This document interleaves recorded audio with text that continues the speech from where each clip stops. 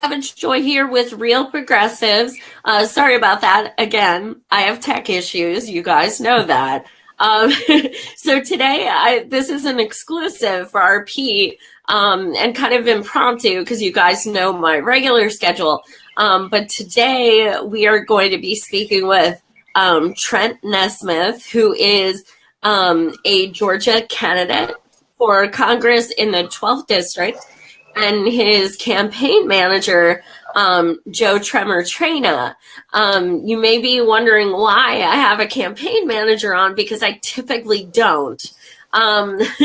So this is a lot of you guys may have heard this story. It's kind of bananas, but it's true, and it's kind of symbolic of what we're going through with the Democratic Party as a whole. So as I said, they're in Georgia, and the campaign manager, Joe, who's on top there, he actually went to a meeting and was escorted out by police. You could see the footage. It was totally unjust. He actually sat there way more civilized than I would have.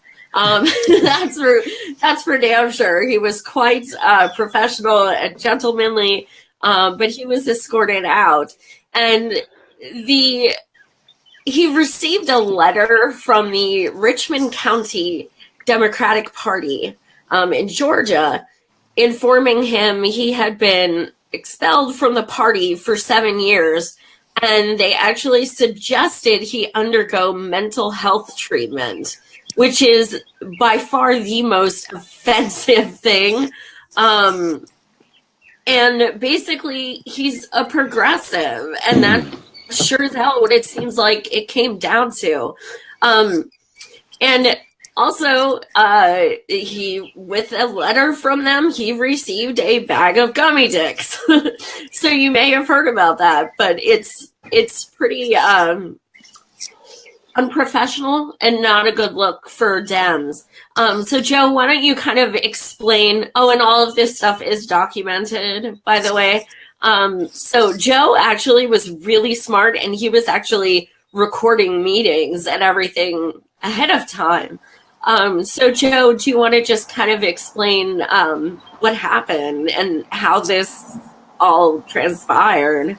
Sure, yeah, and I'll try to be quick because I know, this is kind of built up over a year of a lot of footage that folks can find at Progressives for Democratic Reform is the page where you can find out much more about just the last year of progressive activism in this county that has been pretty successful, actually. We forced them to hold new elections, which really gets to the reason of why I was kicked out, right? So we used their bylaws against them.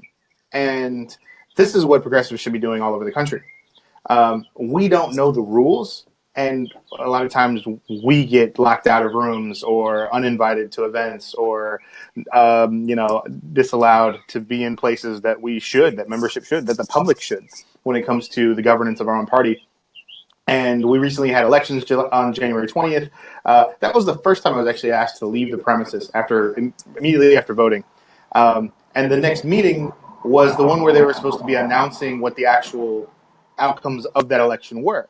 Who was a member now, who is a legit member, because that's what we had been fighting for the longest time, just figuring out, like, who in this county is actually a member of the committee that can actually make decisions and represent for our voters here.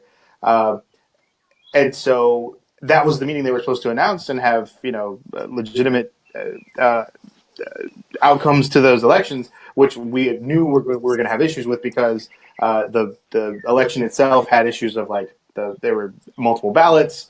They had somehow early voting and same day registration for candidates. So if you voted early, you had a completely different set of, in some districts anyway, you had a completely different set of members to choose from versus the day of the election. So it was this weird amalgam of a caucus and a ballot election, which anyone who went through, the 2016 primaries understands you can't have both a caucus and a ballot. Like, it's not, those are two different forms of selecting leadership for a reason. So anyway, I was sent this letter, and the edicts were sent anonymously, but they were sent at the same time, and they were received at the same time as these letters, which I was sent multiple versions of. I was sent one in a manila envelope, one certified, another one just regular, and two of them were received at the same time as this bag of dicks. And it happened to be Valentine's Day, so how sweet.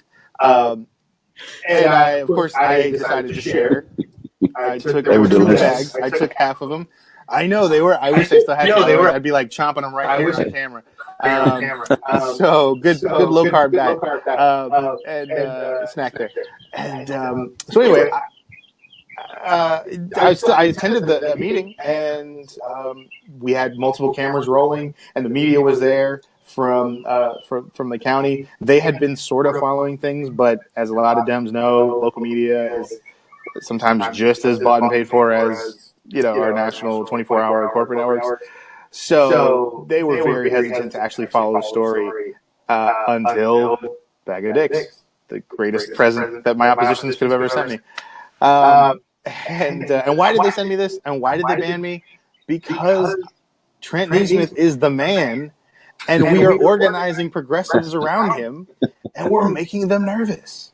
Immediately, pretty well, frequently after, pretty well, like soon after that event, people were starting to ask Trent and the campaign whether they were going to keep me on. Right? They were like, "So you're going to get rid of your campaign manager now?" And Trent was like, "No."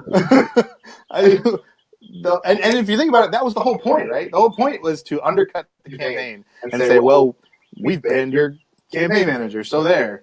And it's just completely backfired for them. We have received so much more support. We just performed just very well at a forum, at a debate. Trent is a blue collar progressive. He's not a career politician. He's not a one of these guys that's been groomed for this. But he did really well, and he stood on the platform. He knows the platform. He loves the platform, so he represents for it well. And it's motivating young people. It's motivating independents. It's motivating folks that don't usually get involved in the process. And so that's why I'm stoked to represent him. I'm stoked to be on the team, and I'm stoked to hand over the rest of this to him, really. But in the meantime, like today, knocking doors, making calls, and talking to folks like yourself. We are, as I said, we're a blue collar race, so we're not accepting big money. We're actively campaigning against that. So we're going to need a lot of little money, and if we can get the boost from real progressives across the country, man, we can show the corporate Dems that want to tell us how to win elections here in this district that way is done with. We're done with that. We're done with talking to the same donors we have for the last 30 years. It's time to talk low donors. It's time to talk progressives here in the district and all around the country, organizing at a level that they've never seen before. And if we have time, maybe I can tell you about the blueprint. But the blueprint is another thing that we talked about, which is basically the math, right? So in districts, in the 435 congressional districts across the country, there are about 700 constituents in each of those districts. A lot of those elections are only decided by under 200,000 of those voters. We of course we have such a low turnout problem in this country. And if just 100,000 of those voters, progressives, independents, the coalition, the Rainbow Coalition, essentially, if we were to invest $10 in a candidate, then we would have raised $1 million. 100,000 times 10, boom, there you go. $1 million for every progressive across the country is the idea. We just have to be deliberate about it. We have to think about those numbers and to get into it. So anyway, I got on my soapbox. I went from gummy dicks to grassroots organizing, but that's simple for me. So let's take it over to Trent. It's cool. No, do you mind actually moving further away? Some people are getting an echo. Okay, echo. Hey, I can move. No, I'll move. And I can move. Cool. Melanie Nowlin in the comments or Nolan, I'm sorry, I don't know how to say it, but she actually is the one who recommended you guys. So huge shout out. She said that you guys aren't even her district, but she is Team Trent all the way. So that's rad. You have people endorsing you who can't even vote for you. So that's pretty awesome. Yeah. Awesome. And I just want to give our audience a heads up that I have been talking to these guys through Messenger practically every day for 2 weeks, and they are so kind and awesome and funny and just great guys. And I think that's one of the reasons that people are falling in love with Trent as a candidate, because he's so just normal. He's one of us. Like, he likes his blue jeans, and he, he's a family man. He has a beautiful family. And got the work boots on right now. He's a roofer, so he's not some fancy lawyer or anything like that. He's a small business owner. So Trent, can you actually tell us what got you involved? What made you feel inspired to, start running a campaign? Yeah. Well, there's a lot of factors. I'll have to say, Uncle Bernie, showing me that it is possible to get in and do something without having to pander and dance for money. And then in 2016, we had an interesting dilemma here, and we're calling it the McCracken effect. District. We had two candidates in the primary, and one of them was an actual teacher, really, not a strong candidate, but she was a really nice woman. And then we had an honorary person put on the ballot. Her name was McCracken. So we had McCracken and then Nolan. So it was an alphabetical order thing. So that means McCracken came in on the top of the ballot. She was not a candidate. She didn't have a phone number. She didn't have a platform. She didn't have anything. I still to this day don't even know what she looks like. So no website, no Facebook, no nothing, just a total ghost.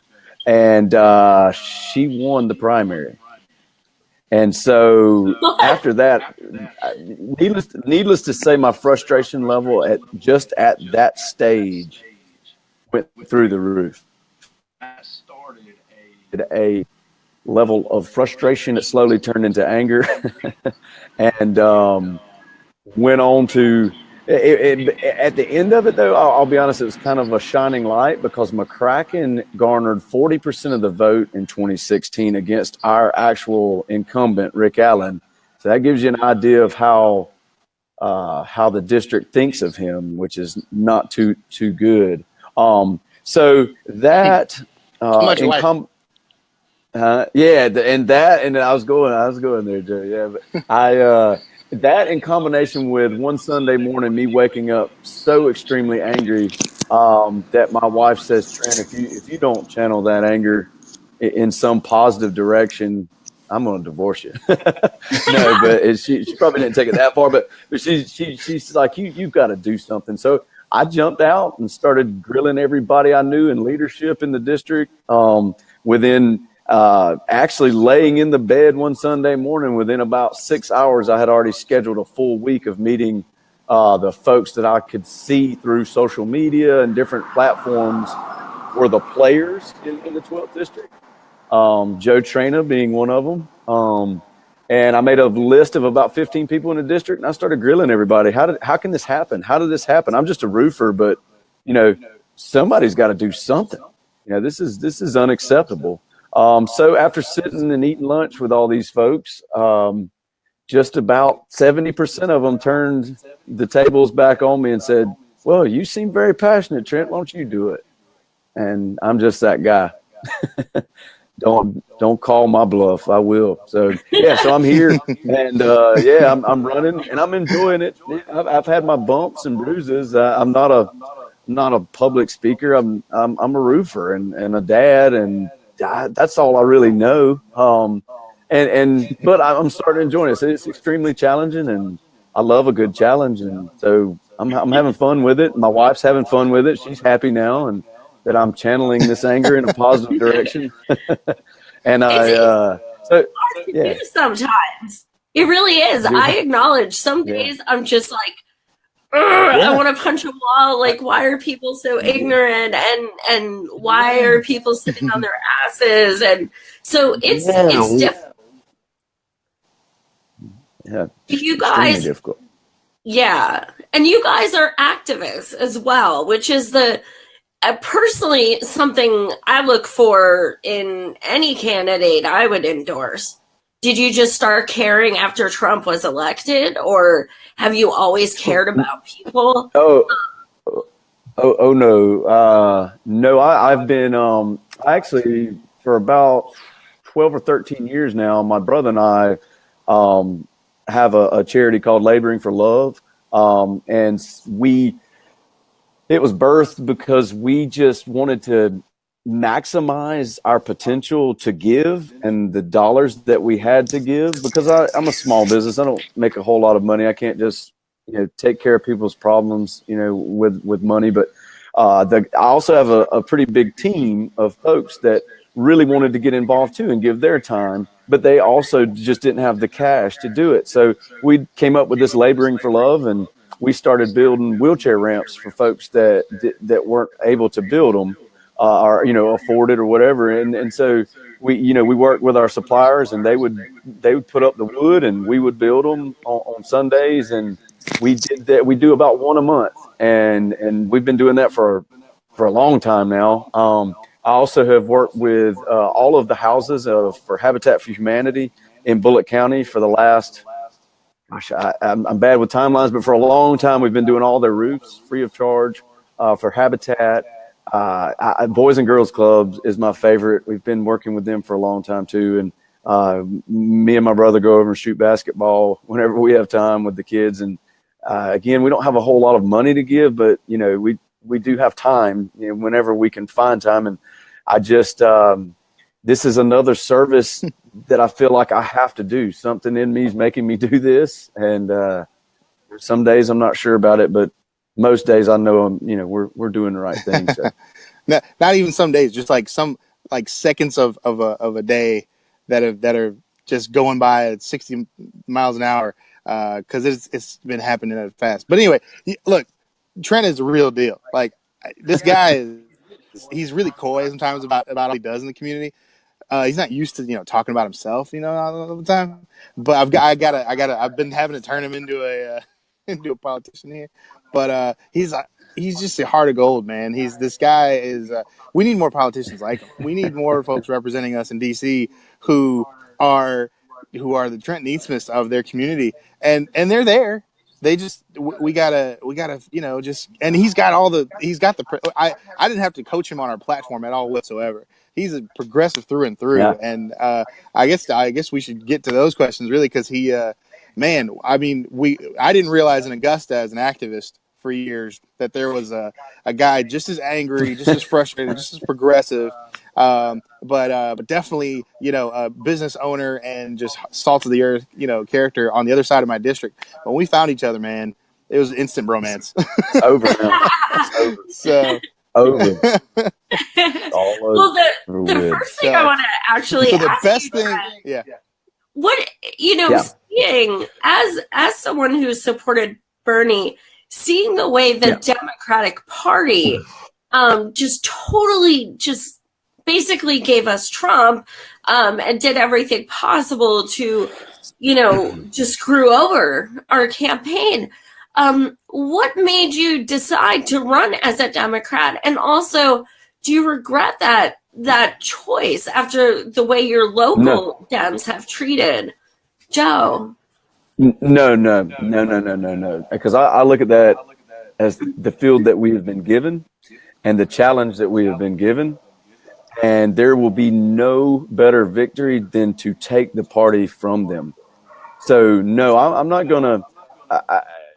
It's not realistic for an independent to win in my district. In all reality, it just isn't. It's not going to happen. So, and to be totally honest, I don't think that they should be able to strong arm us. So I think if we just stay on the attack, we can take the party where we want it, where it should be. And so, I'm a progressive, but I also have to win to be able to achieve anything. So I also will not pander or dance or do the things that they want us to do. I think we will push forward and move around them. I mean, this little roofer has set up meetings with Rick Allen in D.C. on Wednesday, and both of my senators with no help from the Democratic Party. So I don't, I don't think I think we give them too much credit, to be honest. They don't do that much, and we can. I've never had my door knocked on by anybody in the Democratic establishment, so I can tell you we've knocked on a ton, and everybody I've talked to said they've not heard from the Democrats. So, we are the Democratic Party. I am. Joe is, and so there's no bigger way to send them those gummy penises back than to take their party right out of their hands, take their titles, and dispose of them. And that's me. So that's totally true.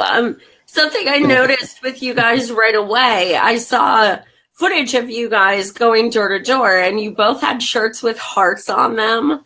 And I was like, oh my God, that's freaking amazing. I was like, I want to vote for these guys just because it's like real men wear hearts, damn it. Like, why not? That's the limited edition. Those are $100, by the way, if anybody wants one. But not many people get those. Or if you or if you come, we've had somebody win one. Yeah, we give them away. Yeah.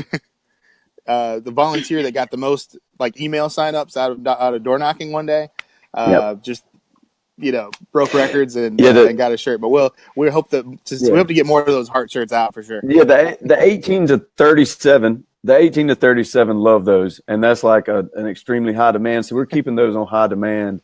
We obviously have our normal T-shirts, but that's just a little design. I do a billboard. I do every February for my roofing company. I do something for the Boys and Girls Club, and it's called the Love Campaign. And I just put I have like 5 billboards that I use in Bullitt County and Savannah, and I do nothing but a white billboard with a big heart on it. And then I put down in the bottom corner, just where you can barely see it, my roofing logo, and it gets the biggest reaction. So that's kind of where I came up with the shirt. Is just what do we need more now than anything in this country? Yeah. It's love. The man literally welcomes people to his city with a big heart billboard. I mean, I love everybody first. Yeah. And then until you turn into Trump, and then I got to beef. And then there's nothing redeeming. Can I sort of can I jump in sort of with that question about the Democratic Party? I've been talking to folks like Melanie Nolan and others. I've been working with the party for about over 10 years, since Obama, essentially, since OFA. And I'll be out, full disclosure, before then, my mom actually exposed me to the Green Party. So I'm familiar with, third party, bureaucracy, and it's very similar. I mean, parties are parties, unfortunately. So they have to deal with a lot of this bureaucracy.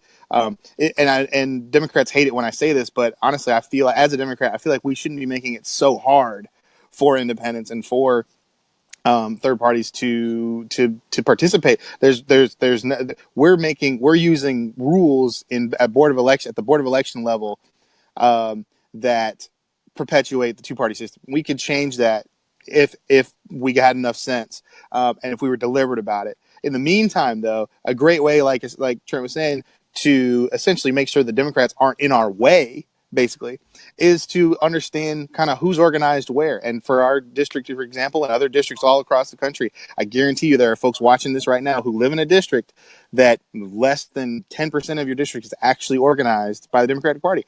In ours, for example, there's 17 counties. There's 19 counties. Of those 19 counties, there are only about 4 that actually have Democratic committees.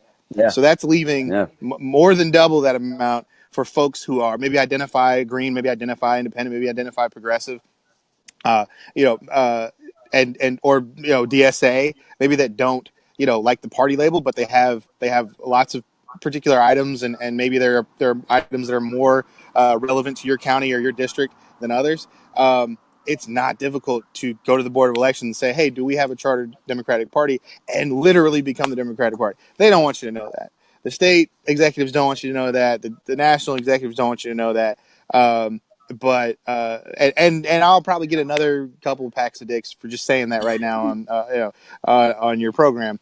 But it's that important. I don't care. I will take as many bags as I need to get this message out, because there are people like Trent in these districts who don't want to get involved with politics because it is so dirty. It's so conniving. It's so corrupt. And it's going to take folks like us, like you and I, Joy, that maybe we're not going to run for office. Maybe we're just having too much fun with things. But we can help. We can help folks like Trent get to a position where they're on the ballot and they're out in the community. And as far as our platform goes, we are motivating the largest demographic block in this district, which is 25 to 34, on cannabis. And cannabis legalization. And Trent had to run to the restroom, but he'll be back. And so cannabis legalization, Medicare for all, the increase the minimum wage, debt-free college. These are all things that they're buried in the Democratic platform. They won't be heard. They won't be fought for unless we get folks like Trent up in there. So that's where we're at. That is such a good point. Something I actually wanted to ask you as well, Joe, is, something that was so apparent, and you even made a few comments on it, is that the Democratic meetings you were attending were so heavily religious. And that is such bullshit. Because there's supposed to be, separation of church and state. They had reverends and all kinds of people talking there, and then saying the Pledge of Allegiance. Welcome to the South still. What's that? I said, welcome to the South still, yeah. My word. Unfortunately, That sounds way more Republican than Democratic. Oh, yeah. Right. No, absolutely. More. And that's why Trent has no problem saying that, we're in our own primary, we're running against Republicans. We're running against folks that do not stand on the Democratic platform. They're sort of these legacy Democrats, or these, Democrats that are really, they come from a Dixiecrat or Blue Dog sort of bent. They may agree with us on some civil rights things, but maybe not necessarily all civil rights, not extending all the way to LGBTQAI, community. So it's interesting where, and then the NRA and sort of the Second Amendment stuff, it's very interesting sort of how especially in the South, the Democratic Party is still, it's very easily bought and influenced by big interests because they're conservative. These are folks that can be swayed with a Bible verse and with some some of that sort of action. But anyway, I might move over to Trent, because I think looks like the computer he was on petered out. Okay, so I'll head back over there. Well, if you guys want to sit next to each other, that's fine too. Yeah, that's what we'll do. Had our own tech issues. The funny thing is, out of all those religious people representing that office that you were at, they were CC'd on the bag of dicks, and they had no problem. So they were CC'd on the letter to ban me, actually. So the bag of dicks is an anonymous service. What we know, nobody else is gonna. And the other thing is, I've asked the company, because there's a way to find out who sent them.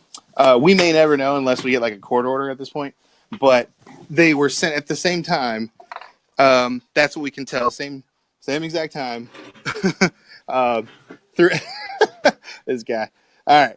So, and what's funny is none of them are denying it, right? So they're not like nobody. I think whoever sent's afraid that we're going to expose the individual or group of folks. And what recently happened was the chair emeritus said this is a personal issue, which is funny because he could have just easily like denied it, but he just didn't. So anyway, we'll do the headphone trick here.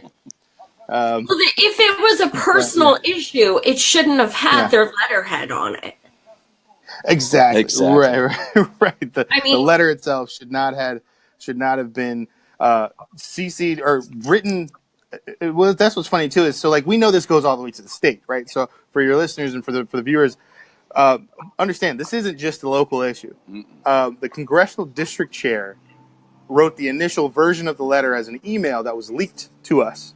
So somebody at the state level was copied to an email that the congressional district chair sent, stating that I was crazy and I needed to be banned from things. And that's what he was telling Richmond County to do.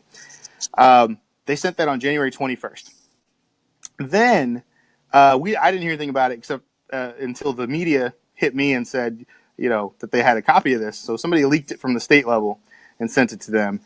And I wanted to know from the state whether they were actually honoring it, whether they were taking it seriously, whether they were considering it at all. I never got a response back. Then I get these letters, and he is CC'd to them. His name's Chris Johnson, and he's CC'd at the bottom. And now the person who's writing is the county chair.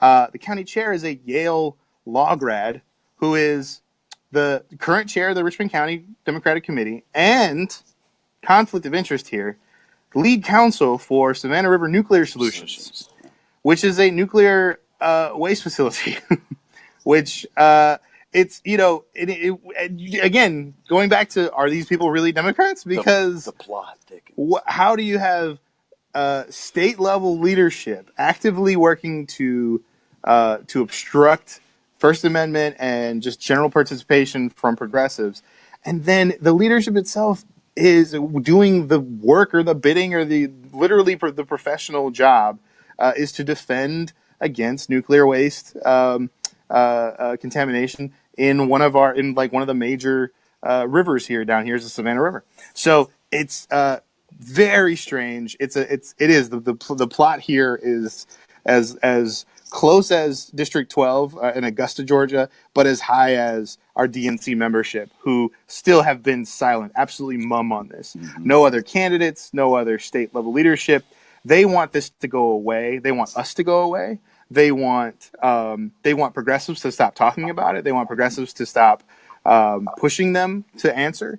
But if you're a candidate in this district, if you're a candidate in this in this state, it should matter to you. You should care that progressives are being silenced anywhere in this state, because there are some candidates who are going to need us, and we do work. We're the ones out here hustling, and there are some candidates who we happen to like, but your silence on this is suspiciously permissive, and for our district, it's another point about Augusta. Some folks know Augusta as the home of the Godfather of Soul. We're also the home of the Masters.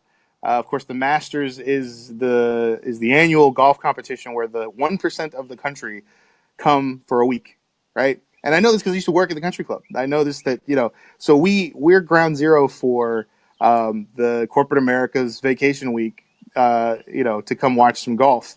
And Richmond County's poverty rate is over 20%. So this is ridiculous. It should be, our party should be a champion on issues of economic inequality. It should be a champion on issues of unemployment and underemployment. But what are we doing instead? We're blackballing and blacklisting progressives who want to fight for these issues. And I think that's an analogy, not just for here in Augusta, but all over the region and the country.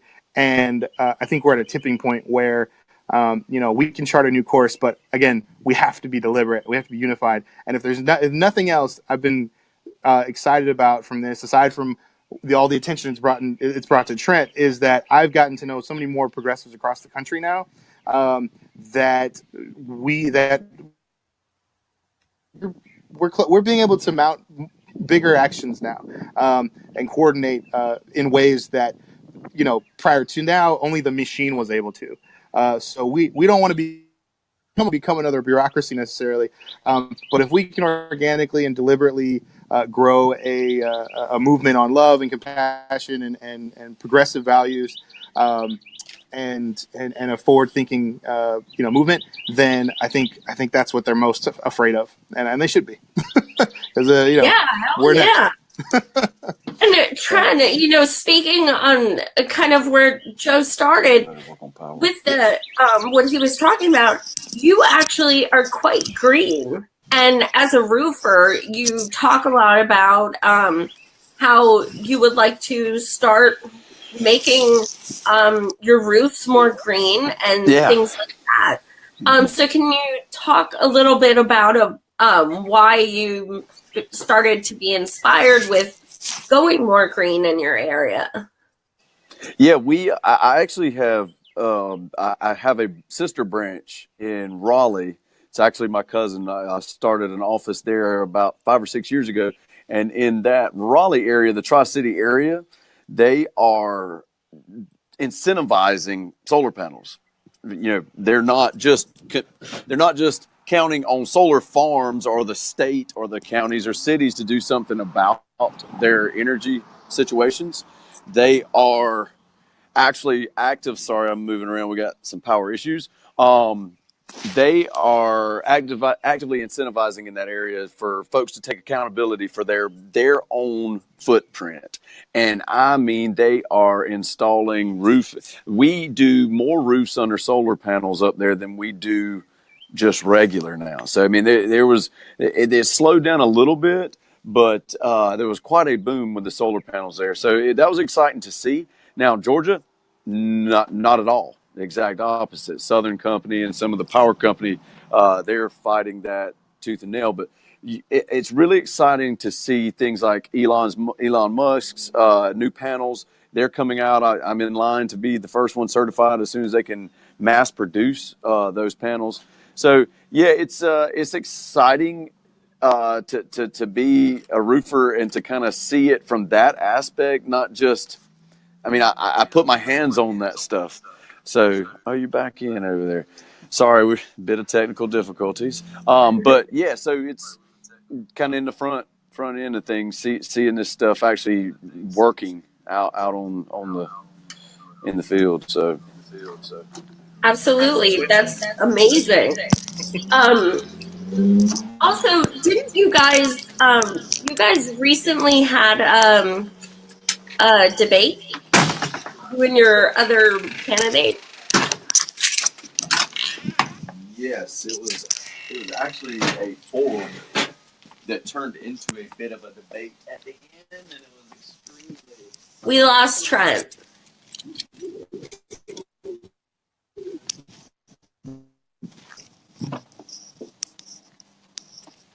Joe, we lost Trent.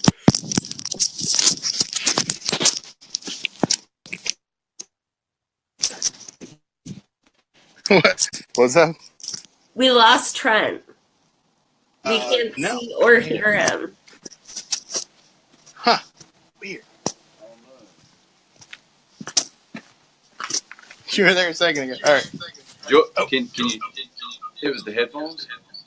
I think that was it. Can you hear me, Joy? I can't see you. Oh, weird. All right, here. Let's cut that off. Yeah, let's just go back to. I'm back. Yeah. Sorry, everybody. That's okay. But yeah, so it was a forum that actually turned into quite the debate. It was pretty exciting. We've got an attorney / pastor / career politician like you have never seen. I mean, he has the resume and he's done this and he's done that, but I am. It's extremely inconsistent, and I've been he's actually I've looked up to him over the years as a civil rights he battles and he's done some great things and he actually his office is directly across from mine on Main Street in Statesboro, so we're about the same age. We started our businesses, his practice about the same time, so we've known of each other for a long time, and I've been nothing but a defendant for him because he's not well. Obviously the conservative side aren't very happy with him, but he's an interesting dynamic, and I don't know if I can trust a pastor / attorney with LGBTQ, and he's a Baptist pastor, with the choice, pro-choice. I just am not sure. And of course, he's anti-cannabis. He's not for Medicare for all. There are, And he's a Democrat? And I know, and then listen, our very first meeting, I was already in. He was on that list that I was telling you guys about as a player in the 12th. I set up a meeting. He was the last one out of the 15 people I wrote down as players that actually got to me. By the time I got to him, I'd done decided I was in. So I sat down in front of him and said, I am in, Francis. He got out of his NAACP. I don't know if I think he resigned, but we're not sure why he exited his chair at the NAACP in the state. So, but he was setting up to be the 12th candidate. Well, he told us that he was going to be in October. Then he told us he was going to be in January. But needless to say, in that meeting, we have a gentleman by the name of Sanford Bishop here in the state of Georgia that is basically a Republican. He takes NRA money, but he claims to be a Democrat.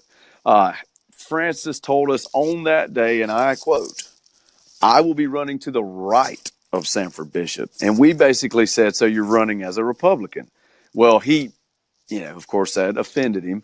But just in this forum, he said at that forum, at the beginning of the forum, that he was a progressive. And then at the end of the forum, he said he was a blue dog. So, and then not to mention in the Statesboro Herald, my paper in my hometown of Statesboro, he said that you could call him a Republican. And I quote, you can call me a Republican. So I'm not sure if he knows. I'm not sure if he knows what he is. What? Sorry. Was that the guy who said that if you got the nomination, he would not vote for you? We have one of the chairs from one of the counties, and I'm not going to say which county, any names, and another gentleman from another committee from another county were standing with him, and he said yes, he was not going to vote for me if I got the nomination. Now I will have to say, his emotions were extremely high. He was extremely angry because I dropped the microphone on him at the end of the on the end of the forum / debate at the end there, because I just said I'm the only Democrat on this stage, and he didn't take kindly to that. So he wanted to turn it into a debate at that stage, and I'm sure you guys we can throw a link up and you can see the last few seconds. He lost his cool, and so we kind of, it was really revealing to the crowd, and we had a really good crowd, and so it's just, I'm not going to lose my cool. I mean, I am angry about things, but you just, life's too short for all that. So, you guys handle it better than I would. Yeah, yeah. He was hot.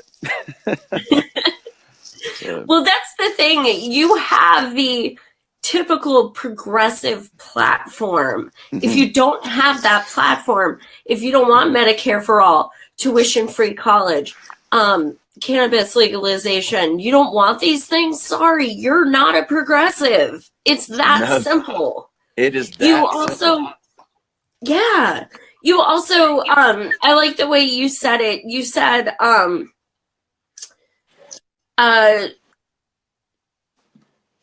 citizens' voices united. I like that. Yeah. So you're very passionate about not taking any corporations' money, and you don't feel that anyone else should. No. And for me, that's kind of a deal breaker if you don't believe that.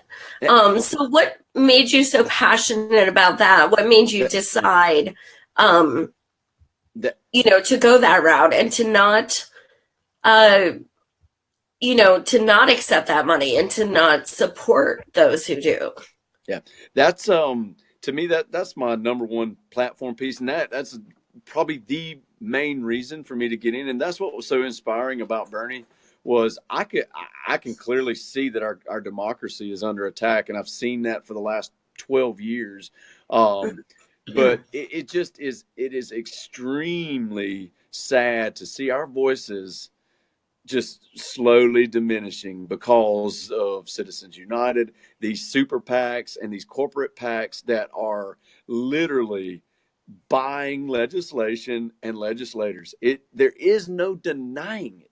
And so it's just too obvious to me. And then you see things like this new tax plan that it is clearly a handout to the top 2%. And it's just, am I the only one seeing this? Sometimes I feel like I'm going crazy, but I know my fellow progressives are out there. Hey, y'all, I know y'all are out there, but sometimes I look around and I'm just dumbfounded at how do we not see it, and how do we not take our vote more seriously, and how do we keep ending up with attorneys and millionaires in the Senate and in the House? Half are either attorneys, the other half are millionaires, and of course those there in the middle that are millionaires and attorneys, and that's who represents our entire country. And that's awful. That we have an economic divide, and that's the problem here. And so, yeah, we've got to stand up. I don't want dirty money. I don't want anybody's money. I mean, I wish I could do this without anybody's money, because and what's really disheartening to me is the people that are giving me money, they don't really have the money to give, but they believe, they understand what I'm saying. And so I, I am extremely motivated to win this race. And so what can I do? Just like I did with Laboring for Love, I have to maximize the dollars that we have. Joe and I are doing a great job of that. And what can I give physically? And that is knocking doors, talking to people, doing these interviews. Every minute of my day is full of some sort of campaigning, and I am still running a roofing company. Yeah. So it's just because if we can't give up our democracy. I'm actually proud in a lot of ways at the way things are being handled by the opposition, by us, by the folks that are out here working. Folks are getting motivated, and I think we're going to see a wave coming, and I hope it's a progressive blue wave, not just a blue wave, but a progressive wave. And I hope we see the corporate PAC money things start taking off with the senators and the House to get that money out of DC, get it off of Capitol Hill, get it out of there. And so that's my number one issue, because we can sit here and talk platform pieces all day long. They all intersect with that one problem. So 100%. Rob, I know you're joining us late, but he is definitely not running as a Republican. We were actually talking about someone else. So I just wanted to clarify that. I've never interviewed a Republican. I know well, let's hold on. So Rob, I don't know you, Rob, but listen, I don't blame you. Here's the thing. Let's just be straight up. Trent Nesmith is from rural Georgia. And he's a 37. He's a 37-year-old. He's still the youngest guy in the race. Yep. 37-year-old. Hey, I'm older. Don't say that. I'm older than you. Yeah. And what's funny is, so we've taken him to the Farm Bureau here in District 12, which Farm bureaus all over the country are full of Republicans, right? Full of guys with the MAGA hats everywhere. And we went right into the lion's den, and you'd be surprised. That's the first thing they ask you is, well, are you running as a Democrat or a Republican? And we tell them the Democrat. And by the end of it, they are all scratching their heads confused, because they left out of there thinking maybe they were progressive. Yeah. Fundamentally, we have common enemies. We farmers and progressives both hate Monsanto. Yeah. We both hate, different aspects of, sort of government neglect of those who deal with poverty and those who get taken advantage of and never given proper services. So those are things that we link on. And actually, you know what else we realized? We realized that, and people in rural communities know that the media is lying to them too. We may have MSNBC on and they may have Fox News on, but we both know there's a lot of BS going on here, flying here both directions. I don't watch any. I don't have TVs. Except real progressives. Yeah. I want to. Yeah. So we look, progressives and independents, libertarians, even folks who maybe have grown up Republican or on the right. We just need to get honest about these issues and use language that's universal, because we'll end up turning folks. Yeah. It's just a relatability thing. Yeah. Once Uncle Darrell in that Farm Bureau meeting, it was probably about 6 families of farmers, and there were the young sons sitting on this side, and there was, Uncle Darrell screaming Benghazi, and I told him, Uncle Darrell, we're not going to have a very good conversation if you keep screaming Benghazi. So the sons of the farmer are like, oh gosh, I've never heard anybody talk to him like that. By the end of it, every one of them had started following me on Instagram and followed me to my truck. If we can't get to the old dogs, we can get to the young ones. So if we can appeal to them, if we can make ourselves relatable as candidates, a roofer, I've got the boots on. We can talk farming all day long. I can go in downtown and I can walk in that barbershop that I just left, and I can sit there and talk about Michael Jordan and that, and we can walk out here in the street and we can shoot ball. It's just, if you're not relatable, and if we don't attack the 18 to 30s, we're messing up. Yeah. And we're accountable for that. So, progressives, let's just take over the Democratic Party and the Republican Party, and we'll just take all of their titles. Yeah. Here, we're just going to rake them all in. We're coming for you, GOP. You're all progressive now, because if you're not a millionaire or a billionaire, we're all on the same team. Yeah. Whether you're libertarian, independent, green, Republican, Democrat, if you're not a millionaire or billionaire, we're all on the same team. So they can keep dividing us, and we'll just keep spinning like we are out of control. But bragging rights here. I don't know anybody else. I don't know any other Democrat or progressive or any other candidate has ever announced their election on conservative talk radio. But we went full-fledged, and I tell the Republican trolls and GOP trolls that always love to get on me and throw every slur my way. I said, look, I'm fighting the Democratic Party as hard as I am, so that I can get to you. Matter of fact, I brought a whole group of conservatives to the forum the other night by just saying, "Hey, you want to see me kick on some Democrats?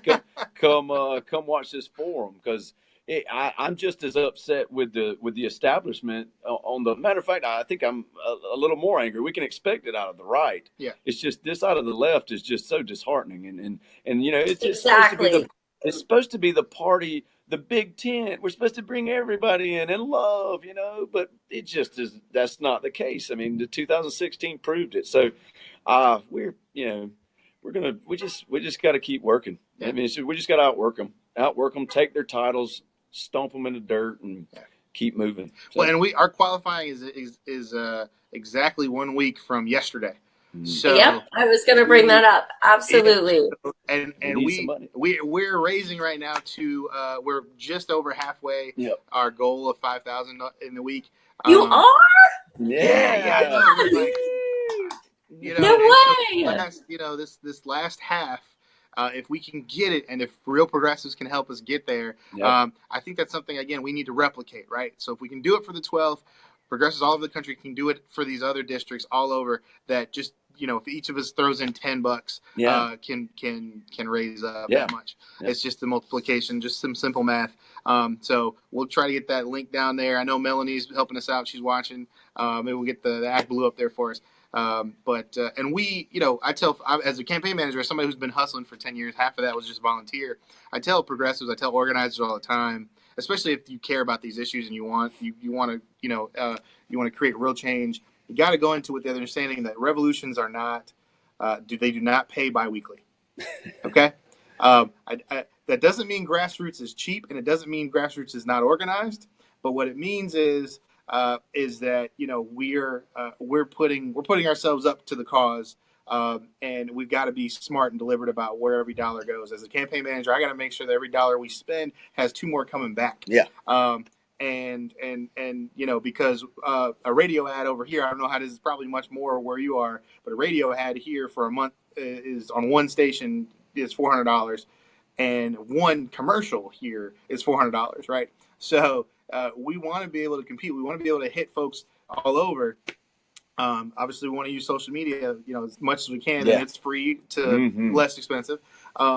But everything that you've seen on our page, for example, the editing, the shooting, the this and that and the other, we've had folks either donate or just really lowball us because they believe in this. Yeah.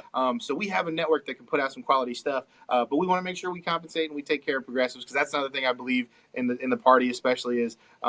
Yes, you believe in the cause, and yes, you understand. Just as somebody who's giving to it, that revolutions, the bigger, the fundamental, the foundational change may not come overnight and doesn't pay biweekly, but these institutions that stand for $15 an hour, like the Democratic Party or like progressives, need to be able to afford that. And so there you go. Let's do the mental exercise here. If that's a value we believe in, and we want to run our campaigns that way, that means each of us who believes in that value needs to pony up, put our money where our mouths are. So absolutely. And I see a lot of love in this comment thread, and I never ever do this, but I'm telling you guys, if please, even $3, $5, these guys, they see, not all states are like this, but these guys literally cannot even run if they don't get this money by March 6th. That's how this is set up. They have to qualify. That's how much they need this money. So I got laid off 2 weeks ago, but 27's coming to you guys because I believe in you and I think you're amazing. And thank you. I just think you're awesome and you're such good people. And I just adore you guys. You guys are amazing. We love real progressives. RP, what's up? Our joke is it's kind of inside. Well, just tell you guys, don't tell anybody. But we start our donations at $3.50 on purpose. So because that we're trying to win. We're trying to win democracy and save the country. And to do that, we need about $3.50. Yep, that's it. You guys are freaking amazing. Your website has been posted below, and it's pinned to where you can donate.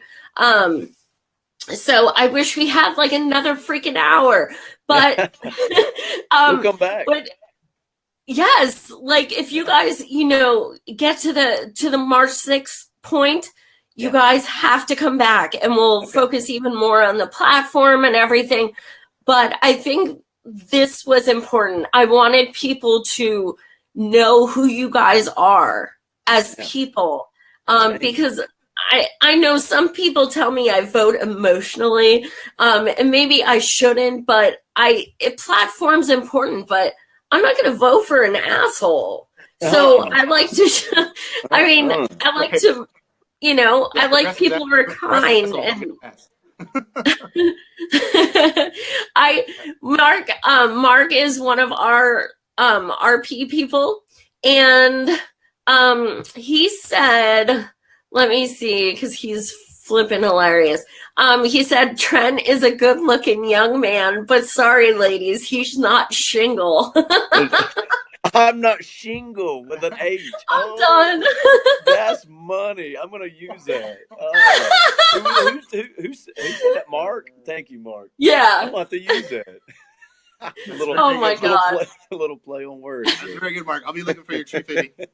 Yeah. Oh my God. You guys are amazing. Thank you so much. I truly wish you the best of luck. And again, I would love to have you back. Thank you, Joy, for the platform. We really appreciate it. Absolutely. Keep it up. Keep it up. Keep fighting the good fight. You too. You too. Thank you guys so much. Bye. Bye. Thank you guys for watching. Next time.